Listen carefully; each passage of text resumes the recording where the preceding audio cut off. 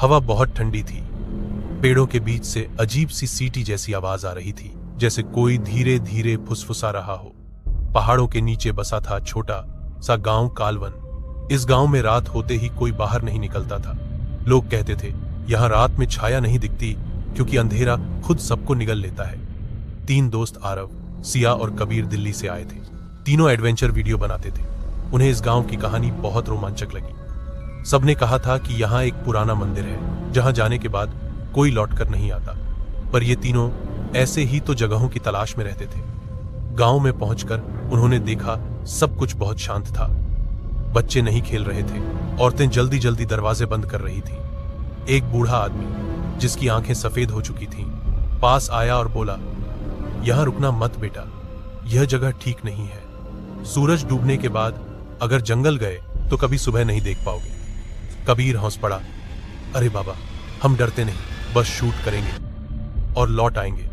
बूढ़े ने बस इतना कहा, डर तुम्हें नहीं, तुम्हारा साया तुमसे डर जाएगा। तीनों ने बात पर ध्यान नहीं दिया।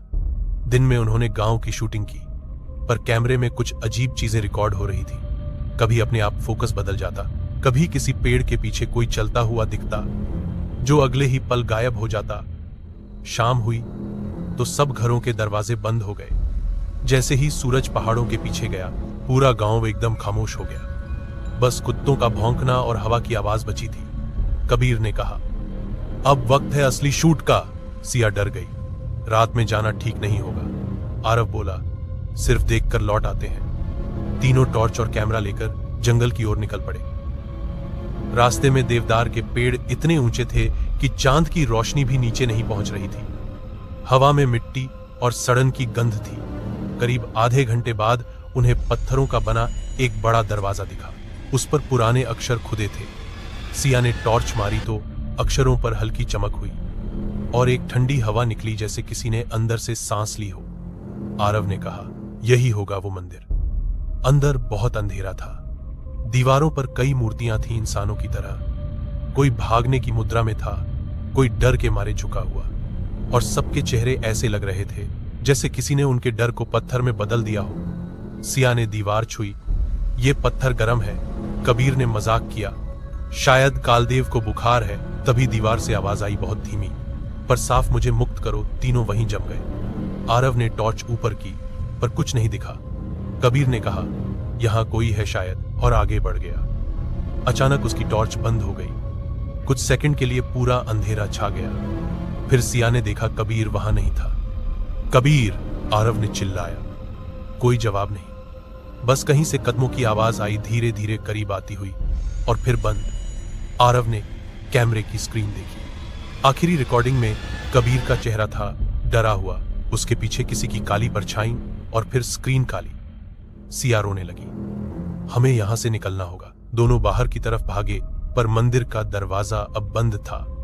दीवारों पर हल्की नीली रोशनी चमकने लगी। मूर्तियों की आंखें जैसे खुल रही थीं। और तभी एक भारी आवाज गूंजी, जिसने मुझे देखा वो अब मेरा हिस्सा है। सिया ने आरव का हाथ पकड़ा, भागो। वे दूसरी ओर भागे, लेकिन मंदिर का हर रास्ता एक ही जगह लाकर छोड़ता मूर्तियों के बीच। हर दीवार पर अब नए चेहरे दिख रहे थे। कुछ पल पहले वे खाली थीं। सिया ने देखा एक मूर्ति के चेहरे पर कबीर जैसा भाव था। उसकी आंखों से नीली रोशनी झिलमिला रही थी। अचानक मंदिर की जमीन कांपने लगी, दीवारों से धूल गिरने लगी। एक बड़ी दरार फटी और वहां से नीली आग की चमक निकली। मूर्ति की आंखें चमकी और आरव, सिया की चीखें उसी में डूब गईं। सुबह जब गांव वाले मंदिर पहुंचे, दरवाजा खुला था। अंदर 2 नई मूर्तियां खड़ी थीं, एक लड़का, एक लड़की। दीवार पर नए शब्द खुदे थे। तीसरा अब भी जंगल में भटक रहा है। और तभी हवा में एक धीमी हंसी सुनाई दी, जैसे कोई पेड़ों के बीच से बोल रहा हो, मैं लौट आया हूं। कबीर को बस एक झटके की आवाज सुनाई दी, जैसे किसी ने कान के पास से हवा फेंकी हो। उसके बाद सब काला हो गया। धीरे धीरे उसे होश आया। उसने आंखें खोली तो देखा वो मंदिर के अंदर ही था, पर अब वहां कोई और नहीं था। सिया और आरव गायब थे। चारों ओर सन्नाटा था। बस दीवारों से हल्की हल्की नीली चमक निकल रही थी। कबीर ने टॉर्च ऑन करने की कोशिश की, पर वो नहीं जली। फोन निकाला, स्क्रीन टूटी हुई थी। सिर्फ कैमरे की लाल लाइट टिमटिमा रही थी। आरव, सिया, उसने पुकारा, लेकिन उसकी आवाज दीवारों से टकराकर ऐसे लौट आई जैसे कोई उसका मजाक उड़ा रहा हो। वो धीरे धीरे आगे बढ़ा। दीवारों पर बनी मूर्तियां अब अलग लग रही थी। कुछ के चेहरे बदल गए थे। एक मूर्ति के होंठ हल्के से हिले और बहुत धीमी आवाज आई, भाग जा, वो जाग चुका है। कबीर का दिल तेज धड़कने लगा। कौन जाग चुका है? उसने डरते हुए पूछा। अचानक एक ठंडी हवा का झोंका उसके पास से गुजरा। पीछे से किसी के कदमों की आवाज आई। वो पलटा, कोई नहीं था, पर जमीन पर एक छाया जरूर थी। उसकी नहीं, किसी और की। कबीर कांप गया। उसने टॉर्च को बार बार झटका दिया और आखिर में वो जल उठी। रोशनी दीवार पर गई और वहां लिखा था, जिसे तुम ढूंढ रहे हो वो अब नहीं रहा। वो घबरा गया। नहीं सिया, आरव। वो दौड़ता हुआ मंदिर के अंदर गहराई में चला गया। अंदर एक लंबा गलियारा था। हवा में सड़न की गंध थी, कहीं से टपकता हुआ पानी और दूर किसी के रोने की आवाज। कबीर ने कैमरा ऑन किया। अगर यह सपना नहीं है तो कोई तो मुझे सुन ले। अचानक एक नीली लौ उसके सामने जली। लौ के बीचों बीच किसी आदमी की आकृति बनी, ऊंचा, चौड़ा, लेकिन चेहरा धुंधला। वो आदमी बोल रहा था, मगर आवाज किसी गुफा जैसी लग रही थी। तुमने मेरा घर तोड़ा, अब तुम मेरा हिस्सा बनोगे। कबीर ने पीछे हटने की कोशिश की, पर पैर जमीन से जैसे चिपक गए। उसने हाथ उठाया, पर शरीर हिल नहीं रहा था। उसकी आंखों के सामने वो आकृति धीरे धीरे साफ होने लगी। पत्थर जैसा चेहरा, नीली आंखें और माथे पर 3 निशान। तुम कालदेव हो? कबीर ने कांपती आवाज में पूछा। आवाज आई, मैं वो हूं जिसे तुम इंसान कहते हो। शाप तुम्हारे जैसे बहुत आए, सब मेरे बन गए। कबीर की सांसें तेज हो गईं। अचानक उसके सिर में दर्द उठा, जैसे कोई उसकी यादें खींच रहा हो। वो चिल्लाया, रुको। दीवारें कांपने लगी। उसने देखा, एक दीवार पर आरव और सिया के चेहरे उभर आए थे। दोनों की आंखें खुली थीं, लेकिन उनमें डर नहीं था, बस खालीपन। कबीर के गले से आवाज नहीं निकली। वो दीवार के पास गया और सिया के चेहरे को छुआ। पत्थर ठंडा नहीं था, धड़क रहा था, जैसे दिल के भीतर कोई धड़कन अब भी बाकी हो। उसे पहाड़ों, मंदिरों और भूतिया जगहों की तस्वीरें लेना पसंद था। जब उसने कालवन का नाम सुना तो उसे बहुत दिलचस्प लगा। गांव पहुंचते ही उसने महसूस किया कि यहाँ की हवा बाकी जगहों से अलग है, भारी और ठंडी। उसने गांव के सरपंच से पूछा, यहाँ कोई पुराना मंदिर है क्या? सरपंच का चेहरा उतर गया। वो बोला, वो रास्ता बंद है बेटी, वहां सिर्फ शाप है। रिया मुस्कुराई।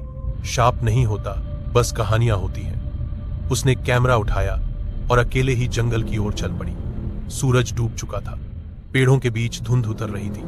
जैसे जैसे वो अंदर जाती गई, आवाजें बदलने लगी। कभी किसी के कदमों की आहट, कभी किसी के फुसफुसाने जैसी ध्वनि। वो रुकी और बोली, कौन है वहां? कोई जवाब नहीं, लेकिन उसके कैमरे की स्क्रीन पर कुछ झलका, नीली रोशनी, बहुत दूर। वो उसी दिशा में चली। थोड़ी देर बाद उसे पत्थरों का बना वो दरवाजा दिखा, मंदिर का प्रवेश द्वार। दरवाजा टूटा नहीं था, बल्कि किसी ने जैसे हाल ही में उसे साफ किया था। रिया ने मन में सोचा, शायद गांव वाले डर दिखाने के लिए ये सब कहानी बनाते हैं। वो अंदर गई। दीवारों पर पुरानी मूर्तियां थीं। उसने टॉर्च की रोशनी डाली और फोटो खींचने लगी, लेकिन तभी पीछे से किसी ने बहुत धीरे से कहा, फोटो अच्छी आएगी अगर तुम हमें भी दिखाओ। रिया पलटी, पर कोई नहीं था।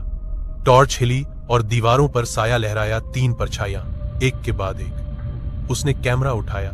स्क्रीन पर वही 3 चेहरे दिखे, आरव, सिया और कबीर, पर अब वो इंसान नहीं लग रहे थे, बस नीली आंखों वाली पत्थर की आकृतियां।